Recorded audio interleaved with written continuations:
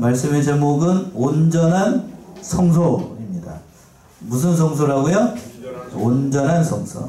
히브리서 9장 11절에서부터 28절까지 있는 좀 제법 긴 본문의 말씀입니다만 대지는 두 개로 나눌 수가 있습니다. 22절까지는 그 온전한 성소에 어떻게 우리가 온전해질 수 있는가? 그리스도의 피로 온전해질 수 있다. 그 그리스도의 피에 대해서, 그리고 그리스도의 피의 효과에 대해서 23절에서부터 28절 마지막 8절까지 그리스도의 피에 대해서 효력에 대해서 얘기를 하고 있어요. 자, 첫 번째, 그리스도의 피는 대제사장보다 더 한없이 높다는 것이 11절에 나와 있습니다. 11절 보시면 그리스도께서 장래 좋은 일의 대제사장으로 오사 손으로 짓지 아니한 곧 이 창조에 속하지 아니한 더 크고 온전한 장막으로 말미암아. 예, 그리스도께서 장래의 좋은 일의 대제사장으로 오셨다. 그러니까 옛 언약이 제공하지 못했던, 즉 구약의 그 성막이 제공하지 못했던 그 더 좋은 일을 예수 그리스도께서 행하신다는 의미예요. 새 언약을 통하여서, 바로 예수님을 통하여서 구원의 길을 열어줄 것을 이렇게 얘기를 하고 있는 겁니다. 그래서 그 하반절에서 그랬죠. 손으로 짓지 아니한, 곧 이 창조에 속하지 아니한 더 크고 온전한 장막으로 그 말미암아서 하나님의 속죄 제사를 드렸다라고 하는 거예요. 그러니까 이 어려운 얘기가 아니고 예수님이 직접 오셔서 직접 자기의 몸을 들여서 온전하게 그 하나님 앞에 예배를 드리니까, 제물을 드리니까, 오전에 말씀에도 그 얘기지요. 그 그리스도의 의로 말미암아 하나님의 백성이 되는 길이 열렸다는 거예요. 예전에는 그 구약에서는 양과 뭐 송아지와 염소의 피로 정결케 해가지고 그 죄를 씻어냈다라고 이렇게 얘기하고 있는데, 그거는 잠시이고, 지난주에 살펴봤던 것처럼 그 육체에 속한 일들만 그고 영혼까지 중생하는 것에 대해서는 그 무기력합니다.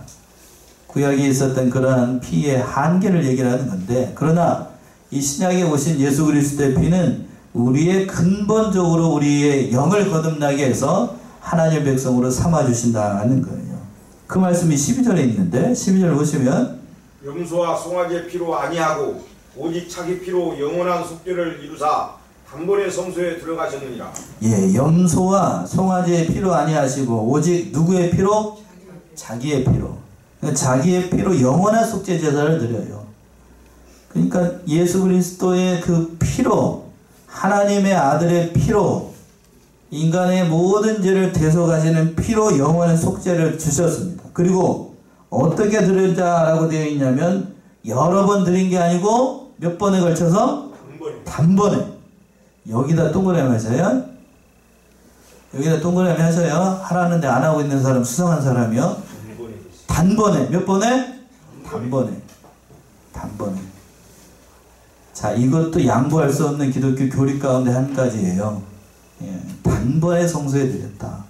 만약에 예수님께서 단번에 속죄제사를 드리지 않고 남겨주셨다라고 하면 그 구원이 완전하게 이루어진 건가요? 아니면 이루어지지 못한 거예요?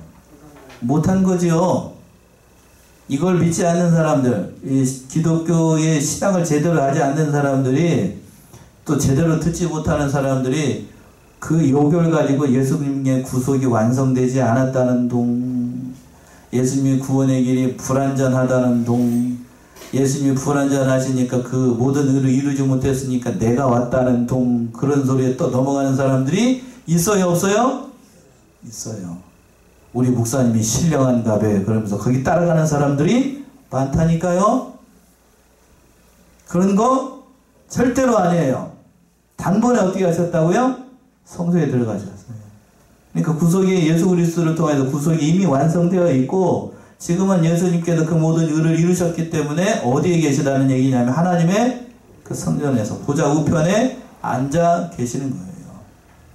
구속이 완성되었기 때문에, 구원의 길이 완성되어 있기 때문에 저와 여러분이 이 자리에 앉아 있는 거지. 그 불완전하다라고 하면 그거 얼마나 그 사람이 불완전해서 살 수가 없잖아요. 단번에 드린 거예요. 단번에 드린 거.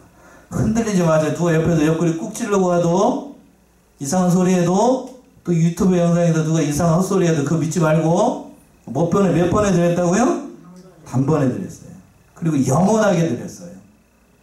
과거, 현재, 미래에 여러분들이 지을 죄까지 다 단번에 드렸다고 하는 사실, 이거 흔들리면 안 됩니다. 양보할 수 없는 교리예요. 또 13절 보시면 염소와 황소의 피와 및 암송아지의 재로 부정한 자에게 뿌려 그 육체를 정결하게 하여 거룩하게 하거든. 예전에는 그랬죠. 그 염소와 황소의 피로 그 모든 것을 다 이렇게 해가지고 구약에 그 정결케 했습니다. 그러나 이제는 육체에 관한 것들 뿐인데 이제는 완전히 새로운 길이 열렸어요. 그 말씀이 14절입니다. 14절. 하물며 영원하신 성령으로 말미암아 흠없는 자기를 하나님께 드린 그리스도의 피가 어찌 너희 양심으로 죽은 행실에서 깨끗하게 하고 살아계신 하나님을 섬기게 못하겠느냐. 예전에는 염소의 피로 대제사장이, 지난주에 봤죠? 대제사장이 1년에 몇 번? 한 번 거룩한 옷을 입고 성소, 지성소 안에 들어갔습니다. 근데 여러분들 지금 엄밀한 의미로 얘기한다면 지성소 안에 있어요. 휘장이 찢어졌으니까. 그런데 여러분 들어올 때에 뭐 피 들고 왔어요? 교회 올 때 피 들고 온 사람 한 사람도 없습니다. 그리스도의 피를 믿는 뭘 가지고 온 거죠? 우리는 믿음을 가지고 온 거예요. 믿음을. 그러니까 예전에는 눈에 보이는 대야에다가, 이 대야에다가 양의 피나 염소의 피나 송아지의 피를 담아가지고 눈에 보이는 걸 가지고 갔는데, 지금 눈에 보이지 않는 뭘 가지고 가는 거예요? 이제 믿음을 가지고 가는 거예요. 그리스도 대속을 믿는 믿음을 가지고. 그러니까 담대하게 오는 거예요. 담대하게 옵니다. 누구나 다 들어올 수 있어요. 누구나. 그러니까 은혜의 시대를 살고 있는 거예요. 새벽 시간에도 우리 권사님과 전도사님한테 말씀드렸는데, 예전에는 일반 성도들이 이 성소 안에 들어올 수 있다고요? 없다고요? 못 들어옵니다. 이 성소 안에. 여기 안에 못 들어온다니까요? 제가 저 그림을 그리다. 성소 안에는 누구만 들어올 수 있었냐면, 구약의 성소 안에는 제사장만. 일반 성소 안에는 제사장만 들어올 수 있고, 그 제사장 가운데에 대제사장이 1년에 딱 한 번 뭐를 들고? 그 피를 들고 1년에 한 번 들어올 수 있어요. 일반 성도들은 그럼 어디에 있었는가? 성소 밖에 뜰 내 있었어요. 비 오면 비 철철 맞고. 앉아있을 수도 없어요. 지금 여러분 앉아있죠? 앉아있는 게 어딨어? 감히 제사장이 앞에 성소에 들어가가지고 하나님 앞에 예배를 드리고 있는데, 일반 성도들은 성전 밖에서, 성소 밖에서 대기하고 있다고요. 대기하고. 그걸 누가복음에 보게 되면 잘 나타나 있잖아요. 그러니까 우리는 너무 은혜 속에 살고 있으니까, 우리가 이 예배 시간에 이 예배 드리는 것이 얼마나 큰 은혜를 누리고 있는지를 모르는 거예요. 그때에는, 구약 시대에는 예배 드리다가 조는 게 어딨어, 그냥. 잘못하게 되면 뭐가 날아가요? 잘못 드리게 되면, 제사장이 안에서 그냥 잘못하게 되면 곧바로 죽어요, 곧바로. 정신이 번쩍 난다고요. 정신이 번쩍 나. 졸기가 뭐예요, 그때는. 그런 것도 없습니다. 그렇다고 저기 하는 게 아니고, 그렇다는 거예요. 우리가 언니 가운데 살고 있다. 지금 너무 큰 은혜 가운데 사니까 당연하게 생각하고 얼마나 큰 은혜를 누리고 있는지를 모르고 산다는 거예요. 자, 거기까지만 합시다. 본문 돌아서 14절 보시면, 하물며 영원하신 성령으로 말미암아 흠없는 자기를 하나님께 드린 그리스도의 피가 어찌 너희 양심으로 죽은 행실에서 깨끗하게 하지 못하겠느냐. 당연한 거 아니겠습니다. 당연한 거. 예수 그리스도의 흠없는 피로 우리의 양심, 여기서 양심은 저기라고 봐야 됩니다. 우리의 영을 거듭나게 한다는 거예요. 근데 여기서 보게 되면 영원하신 성령이라고 되어 있죠. 하물며 영원하신 성령으로 말미암아라고 되어 있는데, 원어를 보게 되면 이게 푸뉴마토스인데, 이게 성령인지 아니면 그리스도의 영인지 신학자들 사이에서 논란이 좀 있어요. 제가 왜 이 얘기를 굳이 하냐면, 문맥적인 의미로 봤을 때에 여기서는 성령으로 보는 것보다 그리스도의 영, 다른 말로 신성으로 봐야 됩니다. 그러니까 그리스도의 신성으로 흠없는 자기를 하나님께 드린 거예요. 드린 거. 그러니까 예수 그리스도의 그 신성 완전한 제사를 드렸기 때문에 우리에게 있는 모든 죄를 다 도말이 된 거예요. 그리고 또 한 가지 말씀을 드리면 예수님도 우리와 같은 연약한 인성을 가지고 계십니다. 맞죠? 인성을 가지고 계시기 때문에 인간은 반드시 뭐가 찾아오죠? 육신을 가진 인간은 반드시 뭐가 찾아와요? 죽음이 찾아옵니다. 그래서 예수님께서 우리와 같은 연약한 인성을 취하셨기 때문에 예수님에게도 뭐가 피해갈 수 없어요? 죽음이 피해갈 수 없어요. 죽음이 피해갈 수 없습니다. 이걸 가지고 다른 사람들 예수님은 죽지 않는다라고 얘기를 하는데 그런 거 아니에요. 인간의 연약한 육신을 가지고 있기 때문에 아담의 혈통으로 난치지는 않았지만 인성을 취하고 있기 때문에 반드시 뭐가 찾아와요? 죽음이 찾아와요. 그런데 반전이 뭐냐면 예수님은 완전하신 인간임과 동시에 완전하신 뭣도 돼요? 하나님이에요. 하나님. 그러니까 완전하신 인간이시기 때문에 죽음이 찾아오지만 완전하신 하나님이시기 때문에 또 뭐가 찾아오냐면 그 죽음을 넘어서 샥 하나님의 능력을 뭐가 나타나요? 부활이 나타나는 거예요. 여러분들은 연약한 인성만 가지고 있기 때문에 예수를 믿지 않으면 죽음으로써 끝납니다. 죄송한 얘기입니다만 예수 믿지 않는 다른 세상 사람들은 죽음으로써 끝나요. 부활에 참여하게 되지만 그건 거룩한 부활이 아니라 벌받는 부활. 무슨 부활? 영벌. 어디 가는 부활? 지옥 가는 부활로 돼요. 뒤에 가서 나와요.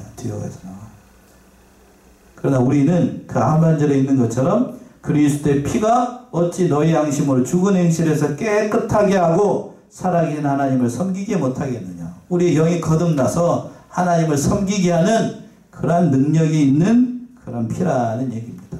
믿으시나요?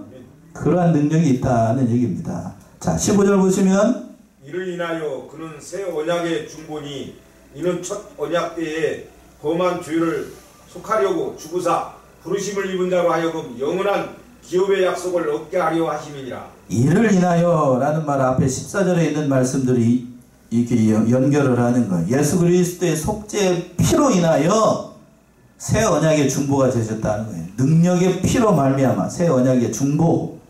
하나님과 인간 사이에 그 모든 이루실 그 의를 이루시는 중보자의 역할을 예수 그리스도께서 하셨다는 겁니다. 첫 언약의 때에 범죄한 자를 속하려고. 그러니까 율법 아래 날이었던 모든 그 율법에 요구했던 모든 죄를 다 속하려고 죽으셨어요. 우리의 모든 죄를 담당하시고. 이게 어렵게 얘기한 것 뿐이에요. 이게 어려운 얘기가 아니고 말을 좀 고상하게 표현을 하니까 언뜻 우리에게 다가오지 않는 것 뿐이지 어려운 거 아니에요. 차근차근 보면 부르심 입은 자들로 하여금 영원한 기업의 약속을 어떻게 하셨어요? 천국의 소망을 두고 하나님의 백성으로 삼아줬다는 얘기입니다. 그리스도의 피를 믿음으로 말미암아. 그래서 또 이제 16절 이하에서 보게 되면 그 유언에 대해서 얘기를 하고 있는데 16절 보시면 유언은 유언한 자가 죽어야 되나니.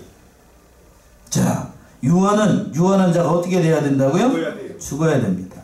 여기서 유언이라는 말은 원어를 보게 되면 이게 디다케 언약이라는 말인데, 자, 어떤 유언을 먼저 본다라고 하면 여러분들도 자손들에게 유언을 남길 때에 살아있으면 그 유언은 그 유언 아니에요? 죽은 다음에 유언이죠? 죽은 다음에. 그 얘기를 지금 하는 거예요. 17절 보시면 17절이요? 유언은 그 사람이 죽은 후에야 견고한즉 유언한 자가 살아있을 때에는 언제든지 효력이 없느니라. 그렇죠. 예, 유언했습니다. 유언했는데 그것이 이제 유언을 남긴 분이 살아있다라고 하면 그 유언 효력이 발생하지 않아요. 요즘은 유언을 남길 때에도 혼자 남기면 안 되고 이렇게 글씨를 이렇게 써가지고 그 유언을 남길 때도 그 효력 없어요. 공증해야 됩니다. 그 자기하고 관련된 그 혈족 그 공증을 하면 안 되고 두 사람 이상이 자기하고 전혀 관계없는 사람, 유언하고 전혀 관계없는 일가 친척도 안 돼요. 전혀 관계없는 제3자가 변호사 한 사람을 선임을 해가지고 공증하는 곳에 가서 공증을 해야 유언으로서 효력이 있어요. 제가 알려드렸습니다. 예. 아들, 딸 데리고 가가지고 공증했다. 그거 안 돼요. 안 됩니다. 안 돼. 전혀 관련이 없는 사람. 제3자가 가서. 그런 유언으로서 효력이 있습니다.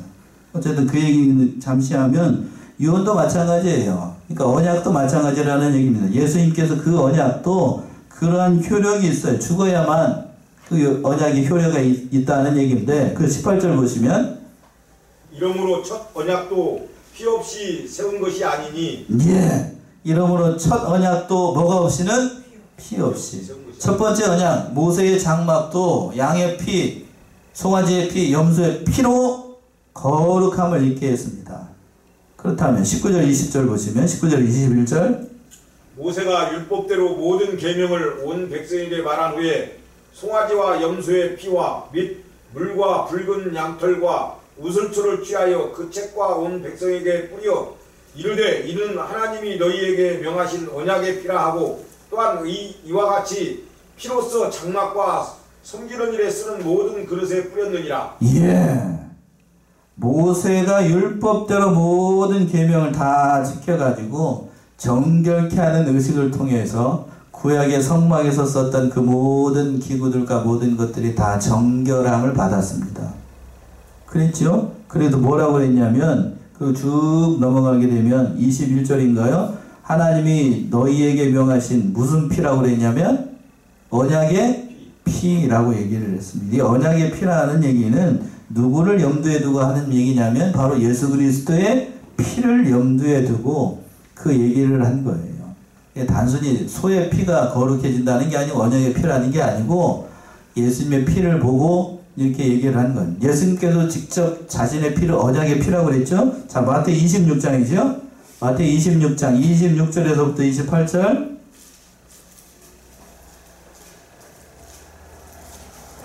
마태복음 26장 26절에서부터 28절 그들이 먹을 때 예수께서 떡을 가지사 축복하시고 떼어 제자들에게 주시니 이르시되 받아서 먹으라 이것은 내 몸이니라 하시고 또 잔을 가지사 감사하기도 하시고 그들에게 주시며 이르시되 너희가 다 이것을 마시라 이것은 죄사함을 얻게 하려고 많은 사람을 위하여 흘리는 바 나의 피 곧 언약의 피니라. 그랬죠. 예수님께서 성만찬을 최후의 만찬을 마련하실 때에 잔과 그리고 떡을 가지고 이렇게 하시면서 28절에 그랬습니다. 이것은 죄사함을 얻게 하려고 많은 사람을 위하여 흘리는 바 나의 피 곧 무슨 피? 언약의 피. 언약의 피. 그러니까 구약에서 모세가 그 뭐 양의 피로 이렇게 다 정결케 한 의식은 그 믿음으로 누구의 피를 염두에 두고 예수님의 피를 염두에 두고 정결케 한 거예요. 그래서 이제 앞에 있는 유언의 말씀을 잠시 더 얘기를 한다라고 하면 유언은 그 사람이 죽어야만 효과가 발생하는 것처럼 예수 그리스도께서도 그 언약의 모든 말씀들을 성취하시고 어떻게 하셨기 때문에 죽으셨기 때문에 효력이 발생하는 거예요. 만약에 예수님이 돌아가시지 않았다. 그 효력 발생할까요? 아니요. 효력이 발생할 수 없어. 언약이 효력을 발생할 수가 없다고요. 그것처럼 예수님께서 온전한 의를 이루시고 십자가에서 죽으셨기 때문에 그 그리스도의 의가 우리에게 덧입혀지는 거예요. 그러니까 예수님은 우리의 죄를 지시고 죽으셨어요. 이거 믿으셔야 됩니다. 죽으셨어요. 죽으시고 난 다음에 3일 만에 어떻게 되셨다고요? 부활하셨어요. 이거 양보할 수 없는 교리예요. 양보할 수 없는 교리. 계속 나오게 된 히브리서 보다 보니까 그러니까 단번에 드렸다고 그랬죠? 여러 번 드린 게 아니고 뒤에서 또 한 번 더 나와요. 단번에 드리고 또 반드시 십자가에서 어떻게 되셔가지고 죽으시고 기절하신 거 아니에요? 왜 제가 자꾸 이 얘기를 하는지 알겠지요? 정신 놓고 그냥 비몽사몽간에 십자가에서 피를 너무 많이 흘려가지고 정신 잃고 있다가 3일 만에 깨어났다. 그거 아니라고요? 죽었다고요. 죽었어. 실제로 죽었어요. 생명이 끊어졌다고요. 그러고 난 다음에 3일 만에 어떻게 됐다? 부활했어요. 그 얘기를 지금 이렇게 하고 있는 거라. 어려운 얘기는 아니죠? 자, 22절 보시면 율법을 쫓아 거의 모든 물건이 피로써 정결케 되나니 피 흘림이 없은즉 사함이 없느니라. 예, 율법을 쫓아 거의 모든 물건이 피로써 정결케 된다. 또 그리고 난 다음에 피 흘림이 없은즉 뭐가 없다? 사함이 없다. 대속의 원리를 얘기를 하는 겁니다. 이것도. 그러니까 죄로 더럽혀진 인간은 자기 스스로는 깨끗하게 알 수 없어요. 오직 누구의 피로만? 예수 그리스도의 피로만 정결케 될 수 있다는 얘기입니다. 전적으로 무능력하기 때문에 제가 오전에 로마서를 하는 이유가 있어요. 이것만 하게 되면 좀 어려울 것 같아서 예수 그리스도의 피를 통하여서만 우리가 정결케 될 수 있어요. 어떠한 선을 행할 능력도 인간에게는 없고 전적으로 무능력한 상태에 있었다는 거예요. 그런데 하나님의 은혜로 말미암아 예수 그리스도께서 십자가의 대속의 의를 이루심으로 구원의 길이 열린 겁니다. 그래서 여기서 보게 되면 다른 종교와 기독교는 근본적으로 차이가 있다는 것을 느낍니다. 자, 불교나 유교나 다른 종교에서는 그렇게 보통 얘기해요.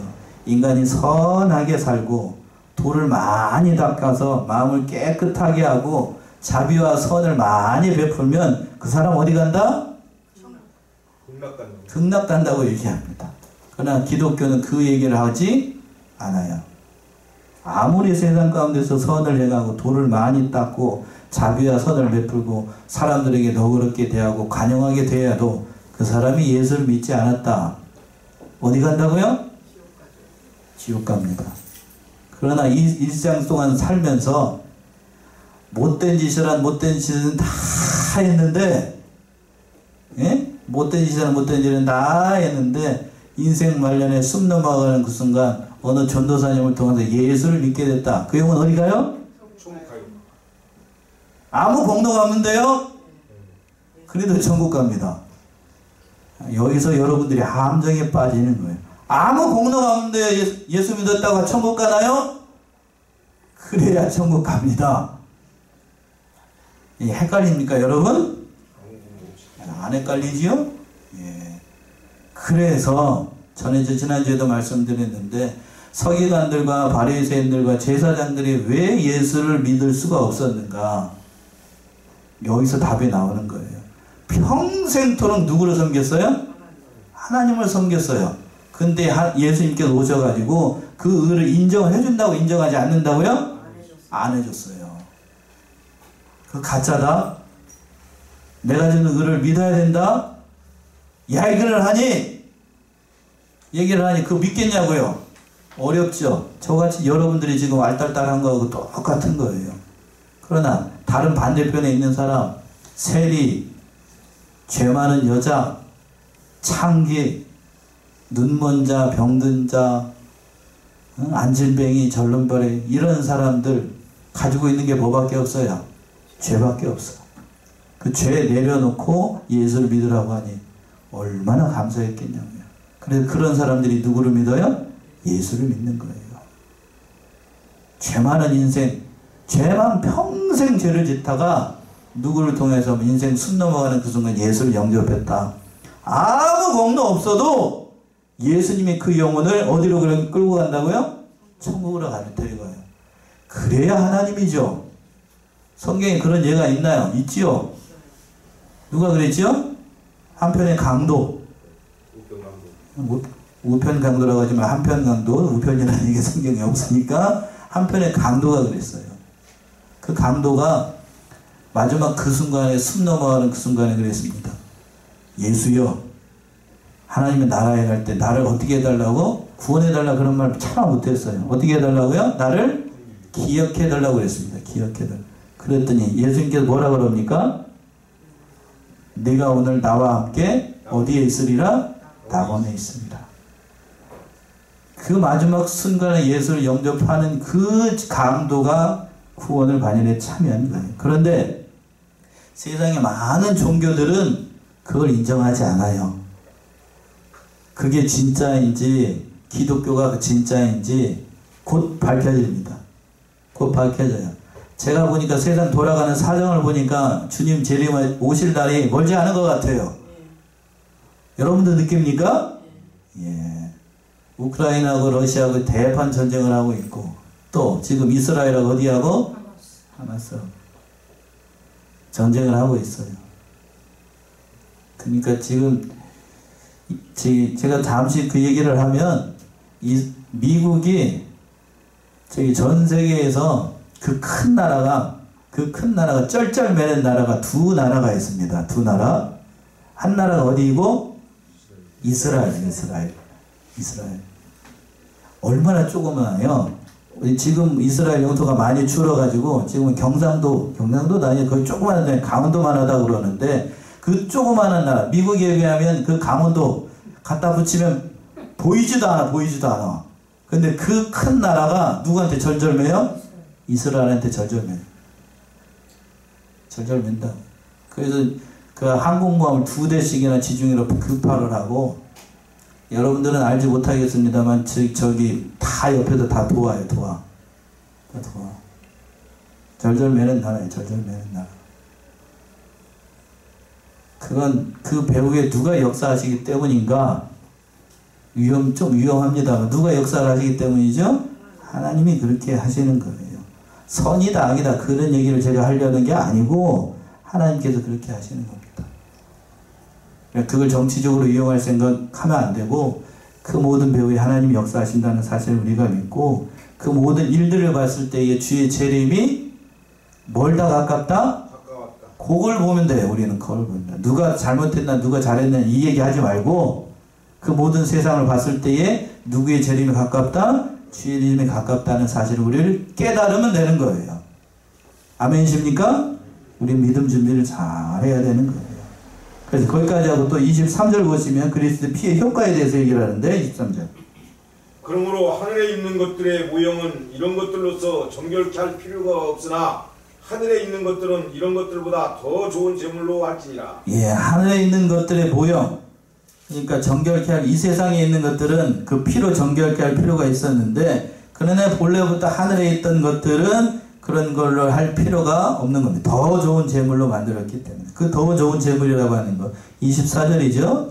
그리스도께서는 참 것의 그림자인 손으로 만든 성소에 들어가지 아니하시고 오직 참 하늘에 들어가사 이제 우리를 위하여 하나님 앞에 나타나시고. 예, 그리스도는 더 좋은, 하나님께서 마련하신 하나님의 의, 로마서에서 얘기하는 대로 그런 것이니까 그림자가 되는 그 성소에 들어갈 필요 없이 어디에 들어가는 거예요?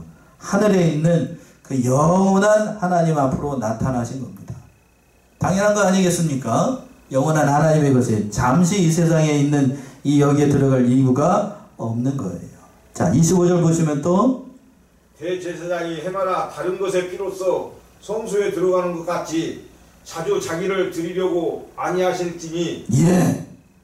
자, 그리스도의 피의 효력에 대해서 얘기를 하면서 대제사장이 해마다 다른 것에 피로써 성소에 들어가는 것 같이 자주 자기를 드리려고 아니한다는 거예요. 앞에서 그랬습니다. 몇 번에 드렸다고요?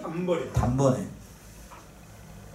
그리스도의 피의 효력을 얘기를 하는 거예요. 신성을 가지신 하나님이시기 때문에 단번에 속죄를 완성을 하시는 거예요. 그리고 26절 보시면 그리하면 그가 세상을 창조할 때부터 자주 고난을 받았어야 할 것이로되 이제 자기를 단번에 제사로 드려 죄를 없게 하시려고 세상 끝에 나타나셨느니라. 예, 여기서도 그랬죠. 26절 보시면 다시 잘 보셔야 돼요. 그리하면 그가 세상을 창조할 때부터 자주 고난을 받아야 할 것이로되, 그렇겠죠? 만약에 그렇게 된다라고 하면 이제 자기를 어떻게 드렸다고요? 거기도 동그라미 세. 몇 번에? 단번에. 누가 옆구리 꾹 찔러가지고 여러 번 드렸다 이런 헛소리 하면 넘어가면 안 됩니다. 단번에 제사로 드려 죄를 어떻게 하고? 없게 하시려고. 그러니까 단번에 죄를 완전히 도말하신 거예요. 죄가 남아있다고요? 아니면 없다고요? 없어요. 없다고요? 죄가 없다고요? 죄가 남아있는 죄가 없어요? 그러니까 그리고 또 언제 나타나신다고요? 세상 끝에 나타나셨다. 여기서 세상 끝이라고 하는 건 재림 아니에요. 이제 재림은 뒤에 가서 나오고, 보통 재림이라고 얘기를 하는데 여기서는 초림이라고 봐야 됩니다. 초림의 사건으로 봐야 돼요. 공과에도 그렇게 표현을 했는데 그게 신학적으로 맞아요. 예수 그리스도의 재림이 아니고 초림, 세상 끝에 오셔가지고, 여기서 세상 끝이라고 하는 건 그러면 어느 때를 얘기하는가? 바로 구약의 끝. 예수님이 오심으로 뭐가 딱 끝났어요? 율법이 끝나고 또 구약이 끝났어요. 마쳤다고요. 그 끝을 얘기를 하는 거예요. 그 끝에 오셔가지고 율법의 모든 일을 완수하심으로 말미암아 이때부터 예수님이 그 오시는 그 순간부터 어느 때가 시작이 됐냐면 이제 종말의 시대가 시작이 된 거예요. 뭐가 끝나고 구약의 시대가 끝나고 종말이라고 하니까 여러분이 알딸딸한 것 같아요. 신약의 시대가 이제 시작이 된 거예요. 누가 오심으로? 예수님이 오심으로. 그래서 세상 끝에 나타나셨다. 구약의 시대 끝에 나타나셨다. 이런 뜻입니다. 이런 뜻이에요. 그러니까 예수님이 그 모든 의를 이루심으로 말미암아 그 모든 구약의 모든 율법의 요구가 완전히 끝나게 됐다는 얘기입니다. 끝나게 됐어요. 그리고 또 이제 27절과 28절의 말씀 보시게 되면 27절 한 번 죽는 것은 사람에게 정하신 것이요 그 후에는 심판이 있으리니 자 28절까지요. 이와 같이 그리스도도 많은 사람의 죄를 담당하시려고 단번에 들으신 바 되셨고 구원에 이르게 하기 위하여 죄와 상관없이 자기를 바라는 자들에게 두 번째 나타나시느니라. 예. 자 28절 후반부터 끝에부터 봅시다.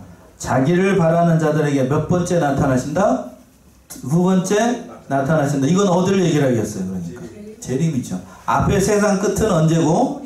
초림이고 여기는 재림이라는 얘기입니다. 이해가 되시죠? 그리고 이제 27절 보시면 한 번 죽은 것은 사람에게 정하신 것이요 그 후에는 뭐가 있다고요? 심판이 있습니다. 27절 우리 합독합시다. 합독하라는 이유가 있겠죠? 27절 시작. 한 번 죽는 것은 사람에게 정하신 것이요 그 후에는 심판이 있으리니. 한 번 죽는 것은 사람에게 정하신 겁니다. 여기서 안 죽을 사람 있어요? 아직 저는 죽을 계획이 아직 없다. 제 사전에 죽음이라는 건 없다. 안 죽는 인생 이 세상에 있을까요? 없을까요? 없습니다. 그저께도 이제 우리 권사님 어머님 수천하셨습니다만 올 때는 순서가 있어도 갈 때는 순서 없습니다. 그러니까 순서가 없어요. 예. 한 번 죽는 건 모든 인간들에게 정해진 하나님의 법이에요. 법. 피해갈 수가 없어요. 아담의 후손으로 인간의 몸을 입고 나온 모든 사람은 언젠간 다 죽어요. 불변의 진리입니다. 불변의 진리. 그러니까 이 모든 것이 정해져 있어요. 정해져 있어. 모든 인간은 반드시 죽습니다. 안 죽으려고 그러니까 바둥바둥 해봐야 그 믿음, 그 불성사나운 모습이니까 우리는 죽을 때에도 믿는 사람답게 거룩하게 이렇게 표현이 좀 그렇습니다만 믿는 사람답게 죽음을 받아들일 수도 있어야 돼요. 그게 아름다운 모습입니다. 아름다운 모습. 신앙의 모습이고. 그리고 또 중요한 거죠. 그 후에는 뭐가 있다고요? 믿으십니까? 예. 이걸 안 믿는 사람들 많아요, 요새. 그 후에는 심판이 있다. 분명한 두 가지 진리를 얘기를 합니다. 이 말씀 속에서 두 가지 진리가 나타나는데 반드시 죽은 다음에는 뭐가 있다? 심판이 있다는 거고 또 한 번은 반드시 내세가 있다는 거예요. 심판이 있다는 얘기는 내세가 있다는 얘기이고 또 하나는 뭔가 하면 그 내세에서 심판받을 준비는 언제만 할 수 있다? 우리가 살아있을 때만. 죽은 다음에 할 수 있다 없다? 없어요. 살아있을 동안에 그러니까 우리가 숨 넘어가는 그 순간 아까 극단적인 예를 들었습니다만 그때 예수를 영접해야 돼요. 그러면 그 영혼은 예수 믿는 그 공로 때문에 어디 가고? 천국에 가고 아무리 세상에서 막 10억, 100억, 1조를 뭐 안 믿는 사람, 불우이웃을 돕고 뭐 의가 많아도 그 영혼이 마지막 그 순간에 예수를 믿지 않았다라고 하면 그 영혼 어디 간다고요? 지옥 갑니다. 지옥 가요.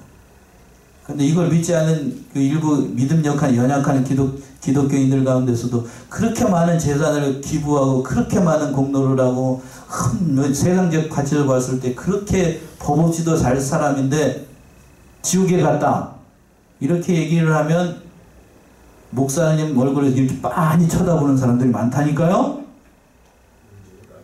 예, 그거 이상한 거예요. 그 이상한 거. 그 이상한. 그렇지 않다고 성경 그렇게 평가하지 않아요. 예? 성경 그렇게 평가하지 않습니다. 자, 마태이 25장을 한번 넣으세요. 마태이 25장. 마태이 25장 44절 46절까지 한번 봅시다. 저희도 대답하여 가로되 주여 우리가 어느 때 주의 줄이신 것이나 목마르신 것이나 나그네 되신 것이나 벗으신 것이나 병드신 것이나 옥에 갇히신 것을 보고 공양치 아니하더이까. 이에 임금이 대답하여 가라사대 내가 진실로 너희에게 이르노니 이 지극히 작은 자 하나에게 하지 아니한 것이 곧 내게 하지 아니한 것이니라 하시리니 저희는 영벌에 의인들은 영생에 들어가리라 하시니라. 예, 예수님께서 재림하셔가지고 심판하실 때에 그 모습을 표현을 한 건데 46절에 그랬습니다. 저희는 어디에? 영벌에. 의인은 어디에? 영생에 있습니다. 앞에 영자가 똑같이 있는 거니까 둘 다 영생이에요. 둘 다 부활이고 영원한 생명인데 문제는 뭔가 하면 저희는 영원히 벌받는 심판을 받게 되는 거고 누구를 믿지 않아서? 예수 믿지 않아서. 또 의인은 예수를 믿었기 때문에 영생합니다. 어디에서? 천국에서. 영원히 살아요. 똑같은 영생입니다만 하나는 저주받는 부활이니까 영벌인 거고 하나는 축복받는 인생이니까 영생이 되는 거예요. 예수님이 이렇게 말씀하셨으니까 세상 끝에 심판이 있다고요? 없다고요? 있어요. 하나님의 심판이 없다. 어떻게 의로우신 하나님께서 지옥을 만들어가지고 믿지 않는 그 사람들 지옥에 보내는가? 하나님은 사랑의 하나님인데 어디서 이상한 소리 듣고 와가지고 그런 얘기하는 사람들이 있어요. 지옥은 반드시 있다고요? 없다고요? 있어요. 오늘날 신학자들 가운데서도 지옥이 없다라고 얘기하는 사람들 많습니다. 잘못된 거예요. 잘못된 거. 지금 예수님께서 마태복음에서도 직접 얘기를 하셨잖아요. 영발을 받는 곳이 있고 영생하는 곳이 있다. 그 기준이 어디에 있는가? 내가 살았을 때 누구를 믿었는가? 예수를 믿었는가? 믿지 않았는가? 이것이 중요한 거예요. 결정적인 증거가 되는 겁니다. 자, 그리고 마지막 28절 다시 한번 보시면 이와 같이 그리스도도 많은 사람의 죄를 담당하시려고 단번에 들이신 바 되셨고 구원에 이르게 하기 위하여 죄와 상관없이 자기를 바라는 자들에게 두 번째 나타나시니. 자, 마지막으로 이 말씀 보고 마실게요. 이와 같이 그리스도 많은 사람의 죄를 담당하시려고 몇 번에? 단번에. 오늘 말씀 중에서 단번에라는 말 몇 번 나옵니까? 세 번 나와요. 그러니까 단번에 드렸다는 거고 구원에 이르게 하기 위한 죄와 상관없이 자기를 바라는 자에게 몇 번째 나타나시리라?